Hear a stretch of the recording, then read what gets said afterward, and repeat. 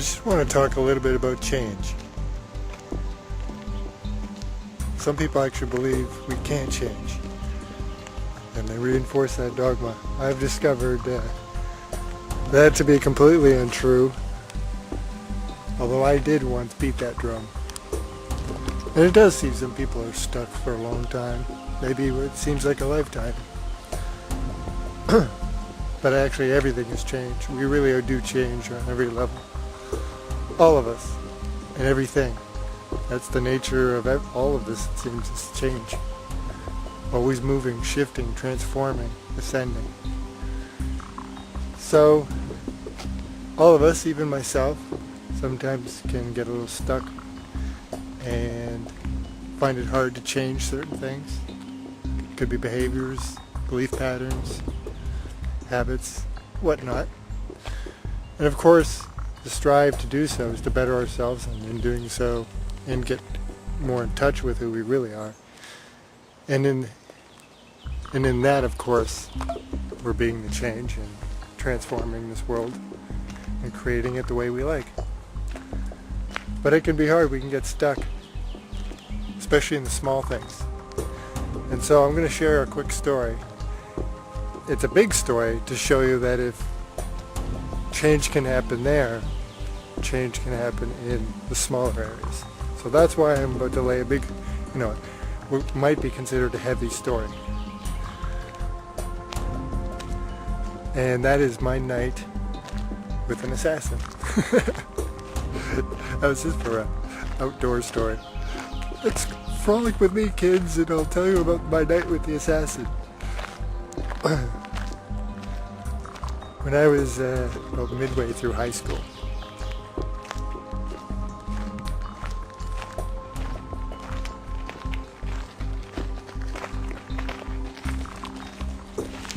I got a job for the summer for 2 months, corn detesting.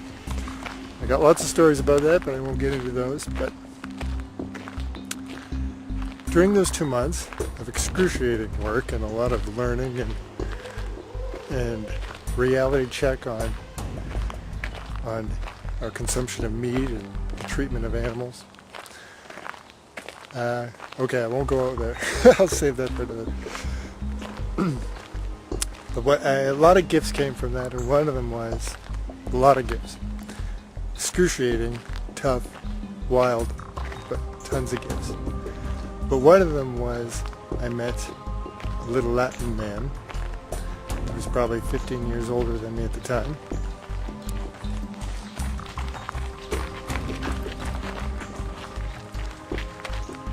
And I don't even remember what country he was from. It was a South American country. I had lots of friends from South America. And a lot of other Latin countries, but especially there. And I don't even remember his name, actually. I can't remember it right now. And I don't know what happened to him, but I can tell you this. He was this cute little, he looked like he was 10 years old. But he was a grown man. But he was this dainty, tiny, smiley, just oozing love, this loving character.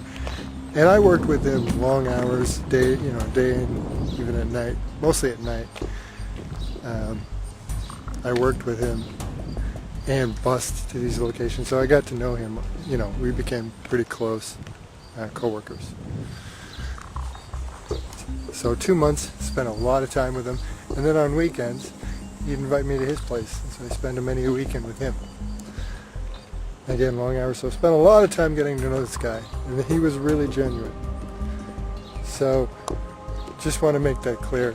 It wasn't just a misconception or a front. He was grateful for everything, his crappy job, just, the food that he had, which was very minimal, rice and beans. Grateful for any friendship, temporary or long-term. Just grateful for everything, and just giving and loving and quiet, but not in a, not in a creepy way. He did speak, but, he spoke when he had something to say, and it was from love. A lovely, lovely man. And one of those weekends was quite a ride for me, being a naive teenager, not really knowing much of the world, but starting to learn through my meetings, especially at this job. But then the real wake-up call came when it was just him and me one weekend, one Saturday night, in this dingy little apartment in a really bad part of town. Just, you know, intense. And I think we were drinking, I think. But we were just sitting there and, as always, just enjoying each other's company and having some giggles. And then he began to open up to me about his past. And we talked all night. This went on all night long while I sat there and watched this man break down and just cry and weep and bear everything in great detail, right to the wee hours of the morning. You know, I just went with it. I was just in shock, but I just didn't know what to do, so I just bared witness and was grateful that he, you know, for the sharing. And so he basically, won't get into all the details, but in his country, like many, he was scooped up and forced to be in an army where they, or at least that's their perception, they're grabbed and told, you know, a lot of times they're thrown in vans when they're playing outside and they're young boys, and I'm sure that's similar in other countries, and they're thrown in and gun to the head, and, you know, you fight for us or you die, you know. And so we won't get into all the judgments on that, but it is what it is. And he was thrown in, and then he was trained in a special team to be an assassin.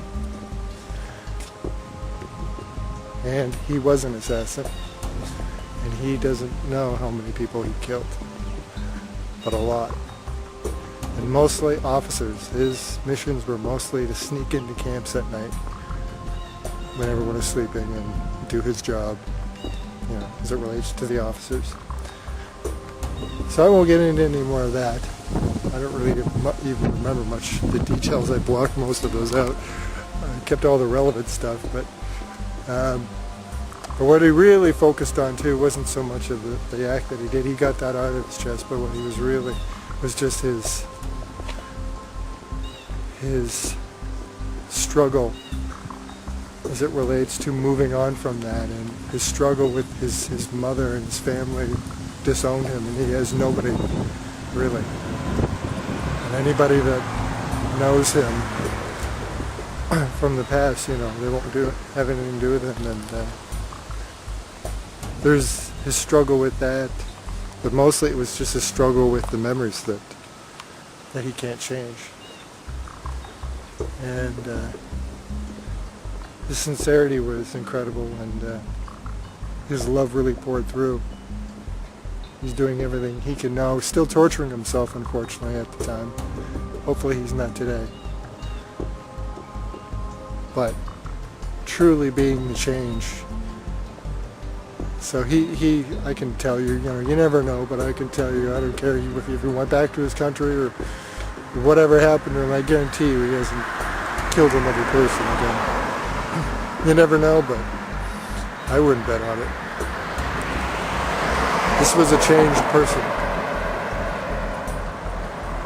For 2 months, I got to know this guy so well, and I should know, you know, like knows like, and he was just pure intention and love and kind, and loved the little things, and grateful if he could do anything for anybody, just so grateful to do it. So this is a pretty big change. I don't mean to, you know, spoil the sunny day with a dark-themed story, although it's really, you know, not dark if you look at it in the way that I'm pointing to, but so, and that's just one of a million examples.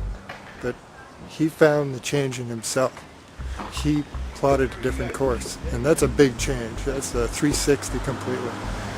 So if people can make those kind of changes, we can make changes, especially the small ones. We tend to get wrapped up in the mind and put too much weight on the little things instead of just flowing with life. So we can change. We can absolutely change. I've seen it many times. We are always changing. It's our nature of this expression. So don't fear change. Embrace change. Be the change. Know you can change. Because behind all of it, you're actually unchanged. You're the source. You're what's powering everything. Your life. Your love. You are the perceiver. You are. We are. Life itself. And that always stays. That is infinite. And it is beautiful. And it's where all these expressions, even these seemingly darker ones, come from. And so we don't need to worry about change. We don't need to resist it. We can just flow with it. Because it doesn't matter, it doesn't really change anyways what we really are. And when we embrace it, magic happens. So don't fear the change. Be the change. Got some change? Just kidding. Love you.